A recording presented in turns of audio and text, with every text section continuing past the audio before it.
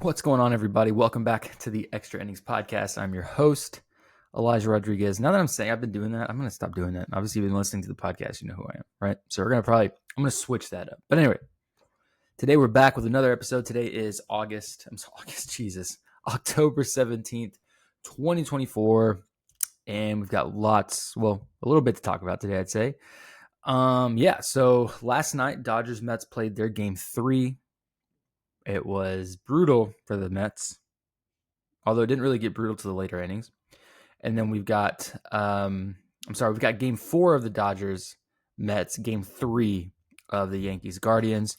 So first, we're going to start off by talking about the Dodgers-Mets game from last night, and then we'll give you a preview for the Yankees-Guardians game that's going to be happening as well. So first, let's unbox that game from last night. All right, let me see where we at. What day is the 17th? All right, hold on. Let me get the box open. I should have had the box open. That's on me. All right. Okay, so last night we had Luis Severino versus Walker Buehler, and if you tuned in yesterday, if you watched my podcast, listen to it, whatever, I said that it was going to be pivotal for Walker Buehler to show up and actually pitch like Walker Buehler, because he didn't pitch like Walker Buehler against the Padres. That was he gave up a 6th spot in like this first or second. Wasn't good. Although, again, as I said yesterday, I still believe that the Padres have a stronger lineup than the Mets. I'm just going to be honest. But it is what it is. It was a nail biter through 3. I mean, the first 3 innings of this game were just intense. You could feel, I'm watching from home and I could feel the intensity of that stadium from my fucking living room. So I can only imagine what it felt like to be there, which is Citi Field can bring some fucking energy. Same like New York can bring, and the Bronx, the Yankee Stadium can bring an energy. Most playoff places are going to have this like immense amount of like, you can feel it, like tension almost. I could feel it watching it, even in the second inning. So the first inning was okay. Both pitchers did okay. Severino, I really thought as he's had a great year all year, wasn't as crisp as he needed to be. Just being honest with you there. A lot of walks. He had 4 walks, only 3 strikeouts, 3 hits, 2 runs. So not bad by any means. He had an error there was a ball hit back at him and he deflected it. That was a key piece. If he got that could have changed the trajectory. The walks really hurt him like bad. Like there was too many walks for 4 innings. 4 walks a walk an inning, like in the postseason, like that's too many. That's too many walks. I mean, you got to really be careful with who you put on base, especially with a lineup like Los Angeles, like the Dodgers. But one thing I will say, kind of moving over to the other side, we're talking about pitching, like Walker Buehler, that was the most I've seen Walker Buehler look like Walker Buehler in quite some time. Obviously missed all of 2022 with Tommy John, his second of his, I guess, baseball career. It's the second Tommy John. Then he had a hip issue in 2023 and came back here this past year and has just really struggled. Not really himself. And here's the deal. If you look back at like 19, 20, 21 Walker Buehler, he doesn't, by no means does he throw slow, right? But he used to run it up 98, 99, 100. When you pitch like that, pretty much your whole like college into the minors, into your, 4 to 5 seasons in the big leagues, there's a way that you can learn how to pitch like that, meaning you can elevate fastballs. If you're throwing 100 high in the zone, if you don't know, 100 up in the zone has this like perception that it's rising. And it's a different kind of pitch. Right now, Walker Buehler doesn't have 100 in his back pocket anymore. And I think if you look kind of back at, his starts that he's had in the later half, he kind of started to figure it out towards, the end of the season, going into that first postseason series, and then just didn't have it that game against the Padres.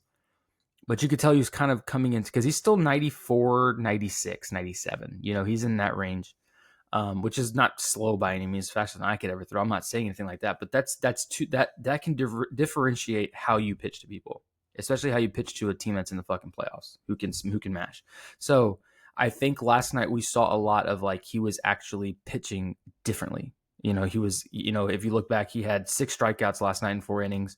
When he pitched against the Padres, he had none. So this was like vintage Walker Buehler, a different kind of Walker Buehler that I was like excited. I was pumped to watch him. I've been a big fan of his for a long time. I was kind of talking about this with a buddy of mine, like, Walker Buehler got drafted in 2015. He's out of Vanderbilt. He was in the same draft class as Swanson and Carson Fulmer, all 3 out of Vandy. And I have nothing. I actually have the pleasure to talk to Carson Fulmer and speak with him a couple times last year, and he's kind of had his ups and downs in his career. Dansby Swanson's been another guy who's, started with the Diamondbacks, went to the Braves, now he's with the Cubs. He won the World Series with the Braves, so that's cool and all.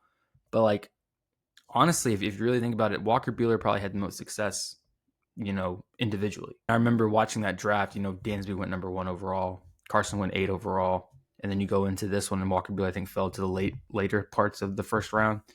And I think there was so much publicity on both Carson Fulmer and Dansby Swanson that he kind of just fell to the back burner a little bit. But, initially out the draft, like, Buehler was in the big leagues quick. I mean, he's up about 1 to 2 years. He's in the big leagues. Like, and he was good. He wasn't just like some slapdick. He was good. Like, he was like I said, 19, 20, 21, Walker Buehler was the fucking guy. He was a dude. And I think even at one point, until he got hurt in 2022, he was going to sign a massive contract. I think Los Angeles was going to really put him into like a Garrett Cole, type of contract. And I think these injuries kind of maybe hindered him, and he's had to kind of refigure out how he's going to pitch. But I was thoroughly impressed with how he pitched last night. There were some big at-bats. And we're going to talk about the Mets and how they kind of just didn't show up either. But the pen yesterday, I think Michael Kopech kind of came in. He actually got the win, but Kopech is a hard-throwing right-hander. Obviously, he's known to do that from when he was, with the White Sox, and then he's kind of been passed around a little bit. But Kopech is a good pitcher. He's a good relief pitcher. I don't think he's a great starter. I think he's one of those guys that comes in, throws hard, and gives you 2 to 3. And he was really good last night. He just got hit kind of hard. There were some hard hit balls. He only threw an inning. But yeah, and the thing was, I said yesterday as well, what do you expect out of Buehler? And I think I said I expect 3, 4, 5 innings, 5 at the max. I want 5. He got 4. I was like, this is perfect. That's exactly what Dave Roberts needed. And then you can just pass it to the bullpen after that. And then obviously you got Kopech. Kopech got out of it, no runs. I think Brazier gave up 1 hit. That was it. I don't think there was any runs. It was a shutout. Training came in. I love watching Blake Training pitch. That dude is disgusting. And then Kasparius came in for the last 2. But towards the last 2 innings, it was a farce. There was nothing happening. But yeah, a great pitching performance all the way around. Buehler, again, set the fucking tone. There was, in the second inning, bases loaded jam up with Francisco Lindor coming up. I think he had bases loaded facing Alvarez, which we're going to talk about those at-bats here in a second. But, I mean, just the poise that he showed to get out, 3-2 curveball and Francisco Lindor with the bases loaded in the second inning. It was electric. It was fun to watch. And then he kind of loaded him again. And the only thing that I was worried about Buehler going into the third, and then was worried, he ran through the fourth super easily. I mean, it was a 1-2-3 inning in the fourth. Mostly because he didn't want, and kind of looking at the thing, you didn't want to face the top of the lineup again with Buehler. He didn't have the stuff to do it again. Don't trust yourself against a lineup like this as well. So 4 innings was good, but I mean, he did really well. He did really well back-to-back jams. I was worried how he was going to come back, especially after that mental challenge of getting out of the bases loaded with the hottest player probably in the National League right now. And he did it. He shoved. It was awesome. Severino just wasn't, talking about Severino, just wasn't crisp, man. Just wasn't crisp. Like I said, too many walks. He still had his stuff. He couldn't locate that sweeper. That was a key pitch. He needed that pitch. He needed it and did not have it. It was way off. There were never competitive pitches. I think that's really what hurt him. They went to Garrett. Garrett gave up 2 runs. He just got hit around a little bit. McGill kind of just came in and closed it out. But I mean, just nothing out of them. I mean, at that point, and then McGill gave up 4 runs in 3 innings. So yeah, and obviously off the big fly from I think Muncy had one, Kike had another one, and then Shohei finally broke out of whatever slump he's been in. He hit one as well that maybe inched from the foul pole. It was interesting. But I mean, if anything was a stat, it was a stat padding towards the end. It was already 6-0, and then it went to 7, 8, 9. It was rough towards the latter half of that game.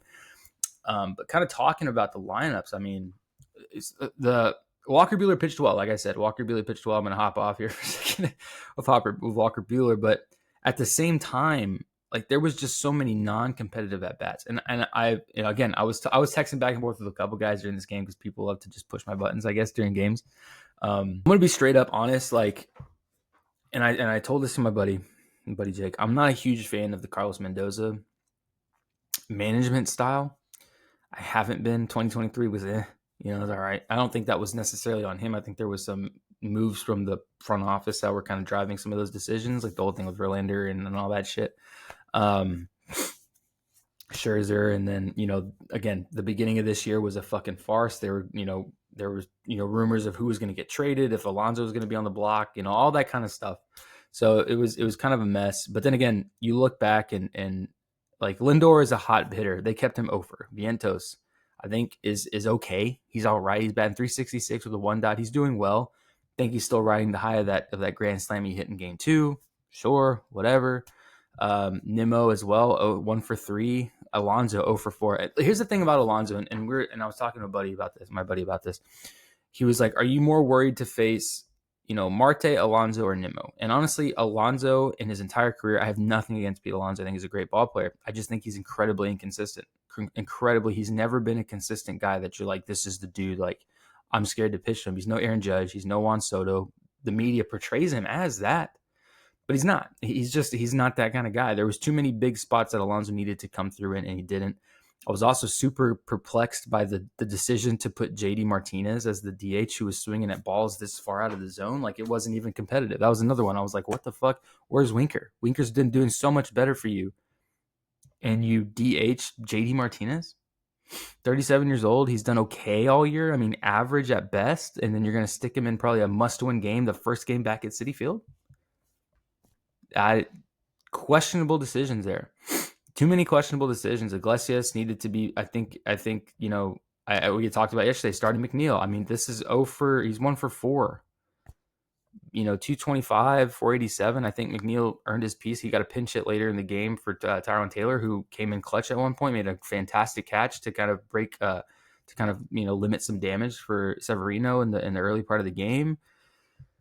And the big one was, and it was funny because, in the second inning, it came down, bases loaded. There was 1 out. And this was the whole decision with Lindor coming up, and he's striking out Lindor to get out of that inning. Francisco Alvarez comes up to the plate, right? And they had a mound meeting, and even the announcers were like, this is a big piece right here. You don't want it. You don't necessarily, you wish it was somebody else, honestly. But Francisco Alvarez was the guy up to the plate.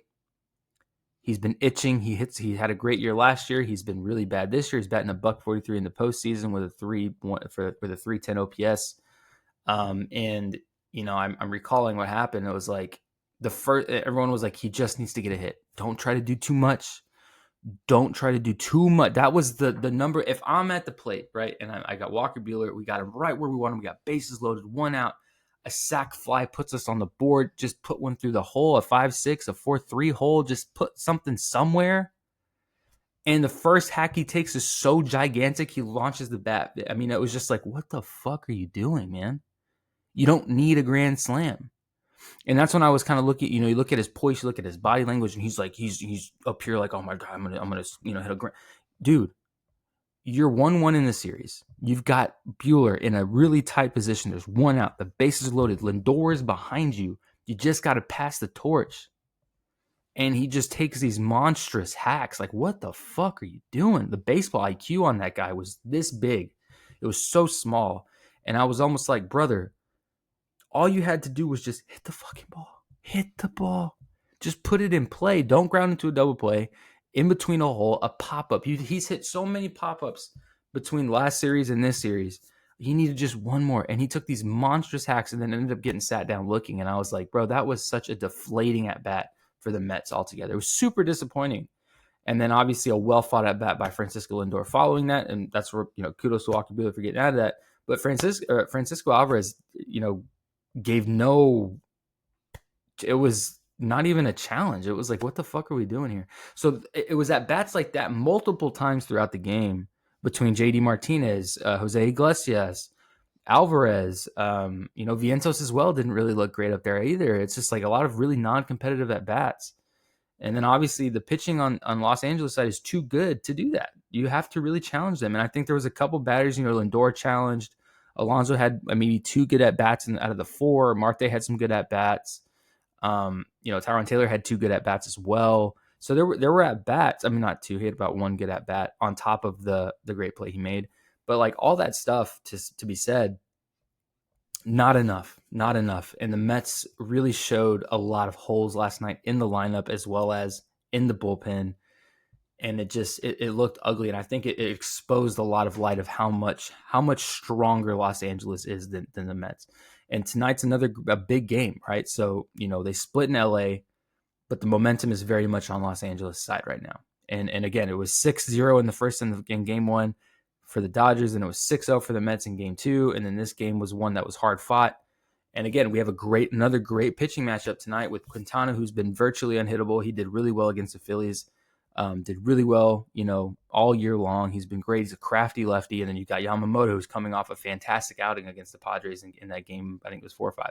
So another great pitching performance that's going to be very much similar to what we had last night. And it's going to be interesting to see. But again, it does not matter how well you pitch, because you can give up 2 runs. And if your lineup's going to do what they did last night and just shit on themselves and just swing at everything, you're in trouble. Like there's a problem. There's a big glaring problem. I mean, no issues, Los Angeles hit the ball well. Ohtani 1 for 4, Betts 1 for 4. Okay. Freeman 1 for 5. Then Kiermaier came in later in the innings, because they're trying to get games out of hand so they can sit Freeman to rest. His ankle is really bothering him. You can see, I'm really impressed with how much he's playing, because you can see any step this guy takes, he is in pain. Like you can see if you look at the close-ups on his face when he's going for ground balls or getting to first base, he is in some serious pain.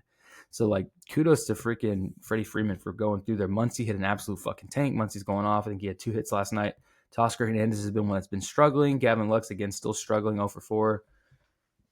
Chris Taylor kind of winning towards the latter part of the game. Will Smith, okay, 2-4. He's the one that hit that ground ball to Severino, bounced off his glove. Okay. And then he got another hit after that. The one that is seriously impressing me right now is Edman, the shortstop. He is batting .321 with a .631 OPS. Had 4 hits the other game. Got 1 last night. Not as strong as he had the night before, but still very good. And Kike Hernandez as well is smashing the baseball. .983 OPS, batting .333. 2 for 5 last night with another bomb. So LA is no slouch. Like I said before, you can't count these guys out. I know the Mets thought that they were maybe, the favorite. I said that as well. Maybe it's just playing kind of the odds. But it looks like everything just went like this, just flipped on its side. Because right now, if the Mets don't win tonight, I think it's over. I really think the series is over. They take a 3-1 lead, and they got to play another one in New York after that to beat them on home turf. New York has to. This is a must-win game, even though it's technically not a must-win game. It is all the way through. So it'll be interesting to see. But yeah, it's going to be another great pitching matchup between Yamamoto and Quintana. I'm excited. I'm super excited. Another great pitching matchup. So we're going to see. But again, like I said, to kind of wrap up this conversation last night, the Mets looked really flat. No energy on their side. Again, there was too many non-competitive at-bats in big positions. Let me see how many they left on, because they had to have left quite a bit. 8 guys left on base. How many errors we have? Yeah, Alvarez, and then that's the thing. I mean, the Dodgers had 8, but they capitalized in spots where they could. They made the plays. They had the big hits when they needed them. They put the pressure and then executed on that pressure. That's what's necessary in these situations, in these big fucking games. So again, just to kind of cap this off, and we'll move on to the Yanks Guardians.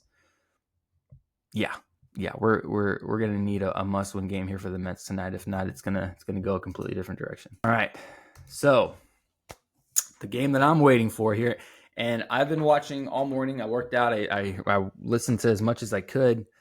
This is it's almost the same situation with Cleveland here. Obviously, this is the first game in Cleveland. It was a travel day yesterday. Some lineup changes are bound to happen for New York. I think we're going to see Jose Trevino in there tonight. Wells has not been playing well, but we're going to have a Clark Schmidt versus Tyler Boyd.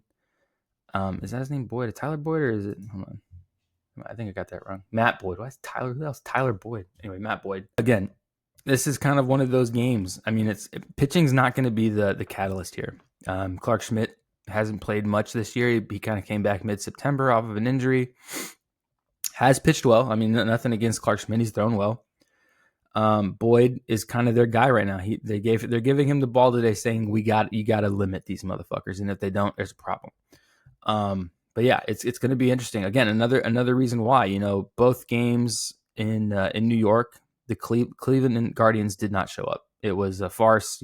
I've been saying it. Everyone else is saying it. They don't look strong. Offensively, they've not been there at all. I mean, nowhere to be found. I think Jose Ramirez is the only guy with a home run. There's been a couple pieces where maybe they put some pressure. I know there was definitely some situations where there was pressure on Garrett Cole in game 2. and they just didn't execute. Too many runners left on base, too many instances where there needed to be a big hit or just something in play, and they didn't do it. All that stuff, and tonight's going to be a real decision maker, I think, for both teams, for Guardians and the Mets. They have to win today. If they don't win today, it's pretty much decided it will be a New York, Los Angeles World Series, and we're going to talk a little bit about that as well, that probability, because I've already been hearing rumblings of problems with the salary cap. But we're going to talk about all that. But yeah, so big deal here. Something that's kind of been, mulled around a little bit is the issues with the lineup. It's not really an issue, but it's something that needs to be discussed. Trevino kind of took a backseat to Wells most of the year. Trevino is hands down the better defensive catcher, though people are going to be saying, well, he can't throw people out. He's been throwing people out. A lot of people don't quite know the ins and outs of catching. I caught in college. I know how it is. If you don't get the right pitch, if the guy gets a better jump, there's so many variables in throwing guys out that sometimes the blame gets put on Trevino. He can't throw people out. Well, sometimes, the situation is just it's too much. Like, you're talking about fractions of a second. If he has to move too much this way or move too much this way or move too much, wherever the ball, it just depends for the most part, where the pitch is, what's happening to throw somebody out. I think he got caught in some bad luck. Maybe there was some injury playing, some R soreness, something with the whole thing that happened in Boston with the 8 runners stole on him. I wouldn't hold that. I don't think he's that bad, because Wells also is a guy who hasn't thrown anybody out either. Let's not forget, Wells hasn't really been that great defensively either. And when it comes down to it, it's like you have the vet, Jose Trevino, and you have Austin Wells. Austin Wells has had some really non-competitive at-bats. And it sucks because he's been executing well all year long, so much so that, they put him in front of Trevino most of the year. Jose Trevino started most of the year as the number one, and things kind of flipped because Wells was just really smashing the baseball, and it was hard to take the bat out of his hand. I get it, 100%. I understand. But right now in these games, Wells is pretty much a sure out. I know there were some situations in game 2 where it's like, we're rolling. Wells 1, 2, 3, sit down. It's like, dude, gotta have a competitive at bat. And it would be a different scenario if it was more like, well, he's hitting the ball hard. It's just right at somebody. Oh, he hit the ball hard. It was just right at the shortstop. It was right at the second. It was a line drive to center field. No, he's just missing. And he did hit one ball hard in game 2. I'll say that to the right fielder. He pulled it, but it's not enough to make that decision. It's not enough to change it. I think it's a smart move to put Trevino in there and move Stanton up to the 4 hole. I said it a couple days ago. I thought it should have happened in game 2, but I'll settle for game 3. I think this is the right move to make. So exciting. Jose Trevino is going to get his shot, see how he does. I was reading I always like to scroll through X to see, what people are talking about, what people are saying, like where are the people leaning kind of deal. And everyone's like, well, these guys are going to get on and run on Trevino. Here's the big thing about that people forget. You got to get on base. You got to get on base to be thrown out, right? You got to get on base to steal the bag. If these motherfuckers don't get on base, it don't matter. It does not matter. And they've had instances where they've had guys, they put some pressure, but not enough to where it's like, Kwan's gotten on a decent amount of times, but one guy, I'll take my chances. You know what I'm saying? Like, I'll take my chances. And Trevino has good numbers against Boyd. Can't argue that, right? So we're gonna see. But again, a must win game today. I still, everyone's like, they got to win tonight if they want a chance. I know I was listening to Chris Russo talk about it on MLB Network while I was eating my breakfast, and he was like, if they don't win tonight, which I don't think they will, and I had to agree, I don't see Cleveland take. I think this may be a clean sweep with the way that they played in game 1 and game 2. I don't see any instance where Cleveland takes one from New York. It's too powerful a lineup, and they're too weak a lineup to go against these guys. And the pitching, again, you're really at this point, if you're Cleveland, you're hoping. And this is where it matters here. And this is going to be the catalyst. And this is kind of one of the last points I'll put on the game. You need a lead. You need a fucking lead to give to your bullpen all the way through, because it is going to be harder for New York to hit your bullpen than it is your starting pitcher. Your starting pitcher is, it's decent. It's okay. But the bullpen is where they shine. And we've known that, though in game 1 and game 2, it didn't look that way. But you've got the greatest setup guys, and you've got one of the best closers next to Luke Weaver in the American League. I'm being dead ass. All the way through, they have a good bullpen. But if you can't give a lead to the bullpen to close the fucking game, they're useless. Again, we're in game 3, and Clase has not picked up a baseball or stepped on the mound for the Guardians. You got one of the best weapons in baseball, and you've yet to use him because you just can't. His job is to close games. His job is to set you up to get into a closed situation. And if you don't get there because you don't have the lead, It's fucking useless. Irritating. I really think these guys have so much potential. So much potential. I don't think Bo Naylor should start. His play behind the plate has been egregiously terrible. I think that Hedges gets it, but then again, you got one guy who can't really hit much, but still has a better shot, and Bo Naylor who's 0 for fucking 20 in the postseason. Like, and his catching is not good. And like, I hate saying that, but it's true. Like, he doesn't hit the ball like his brother Josh. Josh is a powerhouse in the batter's box. And I mean, that's just how it is. You know, Rocchio didn't play great defense, but he hits the ball decently. Like, these guys are going to all have to be near perfect. And I said that last episode. They got to be near fucking perfect. If you're not near perfect, you can't afford to make mistakes. It's the same with the Mets and the Dodgers. The Mets cannot afford to make mistakes, mental mistakes, batting mistakes. They have to be near perfect. So it'll be interesting to see. But one thing I didn't want to talk about, because I've already heard there's already people talking about it. We need a salary cap in baseball. Dodgers and Yankees go. It's the two biggest teams, and it's not fair. Let's take a step back here, right? Let's take a step back before, and this is how I'm going to wrap it up, because this irritates the fuck out of me. This is what I'm going to say. The Yankees have not won a World Series in 14 years, 14 seasons. The last World Series they won is 2009. It was the last World Series they won. The Dodgers won one in 2020, and they hadn't won one since, I think, 88. Now, I'm going to keep saying this till I'm blue in the face, because right now you're about to, if this goes the way I'm predicting, which is a Los Angeles, New York Yankee World Series, you're going to have the people. It's not fair. The two biggest teams with the biggest payrolls, the biggest pockets, go to the World Series. What happened last year? Diamondbacks, one of the lowest payrolls in baseball, made it to the World Series. Texas Rangers, a mid-major team at best, made it to the World Series. Great ball club. And this is what I'm going to say. Baseball does not matter. Money in baseball does not matter. Maybe it matters in basketball. I'm not versed. I'm not going to speak on it. Maybe it matters a little bit in football. I don't know. Honestly, in football, the biggest guys will normally win. Biggest, fastest, strongest in football. This is not the same. Team chemistry plays such a big role in baseball that people don't quite understand. You can put, like the Dodgers and the Yankees, they have had so many great players and so much potential.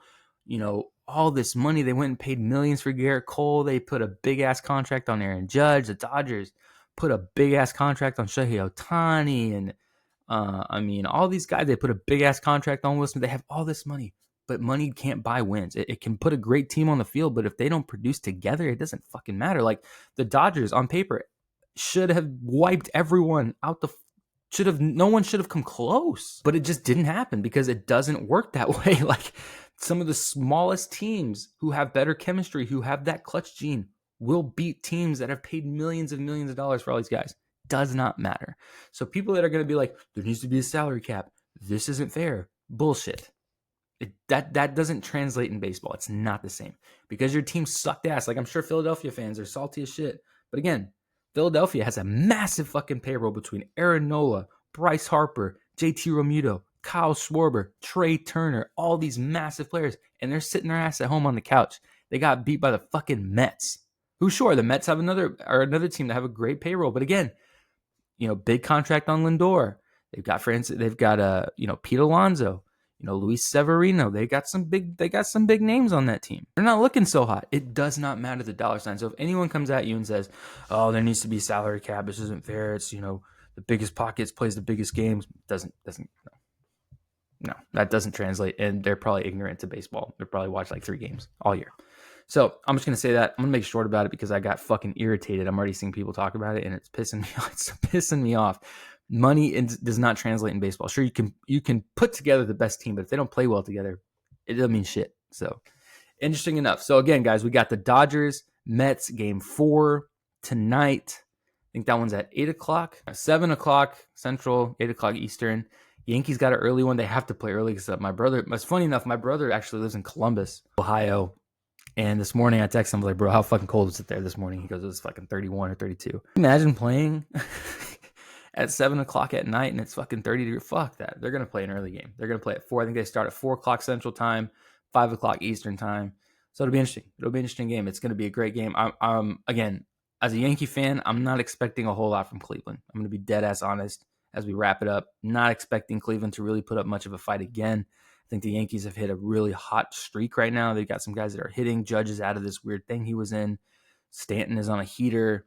Volpe's putting up some great at-bats. I had some stats pulled up. Volpe's putting up great at bats. I mean, again, this is another thing I saw. 5.17 ERA with 7 homers against the Yankees. Just not good. Yeah. So Soto's 7 for 20. Volpe's been hitting the ball well. He's 5 for 18, batting 278. I mean, Stanton is just ridiculous. Jazz Chisholm is kind of busting out of it. He got a double last game. So again, there's just too much positive. Obviously, the Guardians have Steven Kwan, who's doing really well. But he's not enough to defeat this team, in all honesty. So we'll see, guys. Again, 2 big games tonight. I think the Dodgers and Mets is going to be more exciting than the Yankees and Guardians. But again, baseball is a weird sport. We're going to see. But again, guys, thanks for listening. I appreciate you guys who tune in, who keep up with all this stuff on YouTube, on socials, on Spotify, Apple, wherever you listen. I really appreciate it. Be sure to follow us on TikTok. I know, like I say this every episode, we got stuff on there. We got stuff on Instagram, YouTube Shorts. If you're into YouTube Shorts, wherever you watch. Yeah, we got a lot of stuff happening, man. So be sure to check it out. Be sure to subscribe on YouTube. Comment if you think I'm a moron. If you completely disagree with me. I had a guy from Cleveland yesterday who's trying to start something before he realized that I actually agreed with what he was saying. So yeah, for sure. If you have comments, if you want to say something, fucking let me know. I love talking baseball. I love discussing baseball. I'm here for it. So make sure to comment, subscribe, like, whatever, all the above. And we'll catch you guys again tomorrow. Again, we got a lot of baseball coming up. So we'll catch you guys in the next episode.